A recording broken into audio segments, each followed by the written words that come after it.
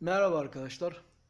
Bu televizyon videomuzda AVOX televizyonlarda menü tuşuna bastığımızda dişli çarkın üzerindeyken kanal yazısını ve çanak anten ayarını göremeyen arkadaşlarımız için bu nasıl düzeltilir onu anlatmaya çalışacağız arkadaşlar. Evet, kumandamızdan bastığımızda dişli çarkta kanal ayarındayken çanak anten ayarını görmemiz gerekir. Bunu göremiyorsak arkadaşlar, yani menüye bastığımızda bir türlü dişli çarka geçemiyorsa, bütün menüleri sağ sol tuşlara dolaşıyoruz ama bir türlü dişli çarka gelemiyoruz arkadaşlar. Bu durumda olan televizyonlar için arkadaşlar, kumandamızdan şuradaki soğurca tuşu, şu soğurca tuşuna basalım arkadaşlar.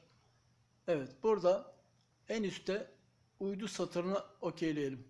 Soğurca tuşuna bastıktan sonra uydu satırını okeyliyoruz. Evet. Şimdi menü tuşuyla girdiğimizde gördüğünüz gibi buradaki dişli çark aktif, kanal menüsü ve çanak anten menüsü, çanak anten ayarı menüsü göründü arkadaşlar. Çanak anten ayarı satırını göremeyenler soğurca tuşuna basarak en üstte uyduyu seçip düzeltebilirler arkadaşlar. Kolay gelsin.